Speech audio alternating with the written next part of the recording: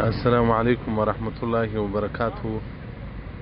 د انس بن مالک رضی الله تعالی عنہ څخه روایت دی چې رسول الله صلی الله علیه و آله وصحبه وسلم فرمایلی دي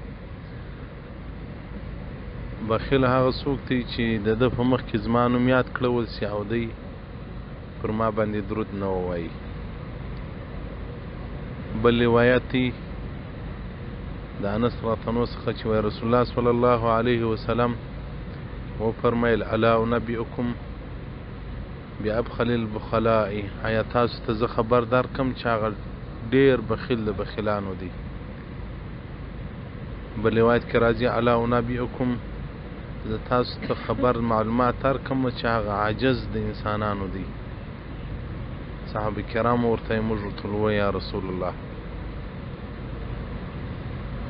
و رسول الله صلی الله علیه و آله و صحبه وسلم و فرمایل من ذکرت عنده، هغه چا په مخ کې چې زه ذکر سم او دی پر ما باندې درود نه ووایي نو دغه څوک چې دی دا بخیل د انسانانو دی او عاجز د انسانانو دی.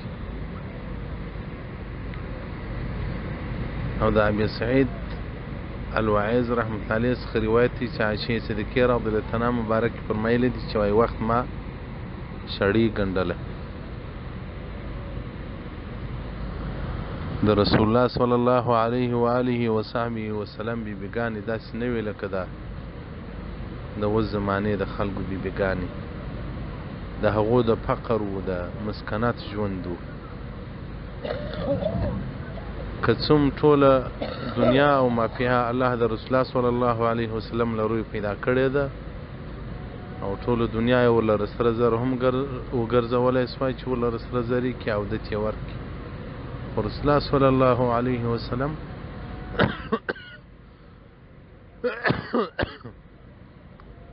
دغه د مسکنات و د غریبۍ ژوند مختاره کړي.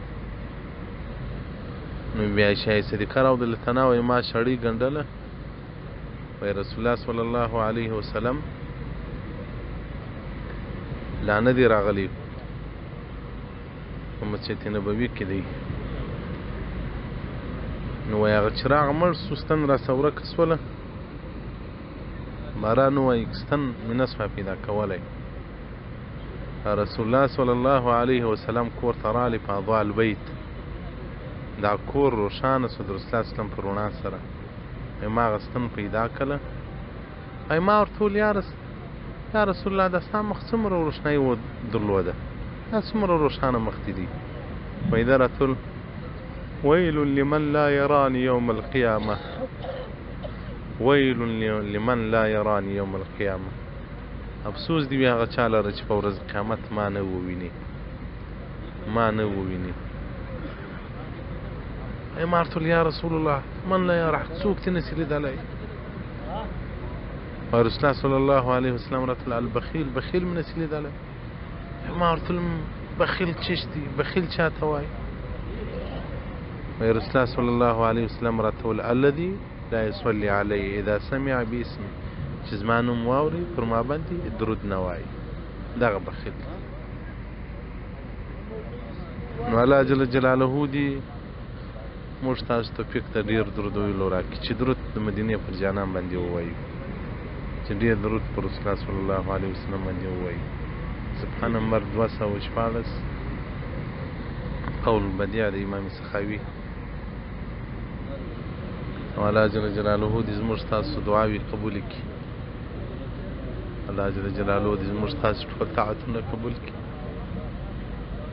د جمعې مبارک شپه ده، د ډېرې دنیا د اختر شپه بلل کېږي. د اختر شپه را روانه ده او تر څه وخته پورې خو د شپې حصه موږ په عرفات کې یو. تاسو به موږ ته دعاوې کوئ چې الله موږ وبخښ. که الله موږ وبخښلو بیا به زموږ دعاوې هم قبولې سي. که الله موږ نه وبخښلو بیا نو خسر دنیا والآخره، دنیایي مصارف وسول او مستړي سو. الله ته خو مو دغه مباس ته خو مو وبخښ، الله معاف وکړه، ګناهونه را معاف کړه. الله هغه خلق چې حج ته نه دي راغلي الله د هغو په برکت مو وبخښه. هغه څوک چې حج ته نه دي راغلي الله د هغو په برکت مو وبخښه. هغه خلک چې نه دي راغلي د هغو سینې د حج د محبت او د درد څخه ډکې دي. د حج مینه یې په سینه کې ده. الله د هغو په مینه او په محبت مو وبخښه. موږ که اهل د عرفات نه یو، الله ستا فضل پر عرفات نازلېږي، ستا فضل پر عرفات نازلېږي. الله ته موږ وبخښه که موږ اهل نه یو. او هر ځای چې مؤمنان دي الله ته د دغه حجانو د اعمالو ثوابونه دوی ته مور ورسوه. یا ذوالجلال والاکرام دغه غټ ختم چې موږ کړی دي د درود و د اذکارو د قرآن عظیم شان ختم، الله تیره څه قبول و منظور که. الله تیره څه قبول و منظور که. تی موږ ته په دنیا او په آخرت کې بدله راکړه. هغه خوند او ورونو چې زموږ سره په ختم کې حصه اخیستې ده الله د دنیا او د آخرت خیر ور نصیب که. دنیا او د آخرت له شره وسات، د دنیا او د آخرت شادي ور نصیب که. والسلام علیکم ورحمة الله وبرکاته ومغفرته.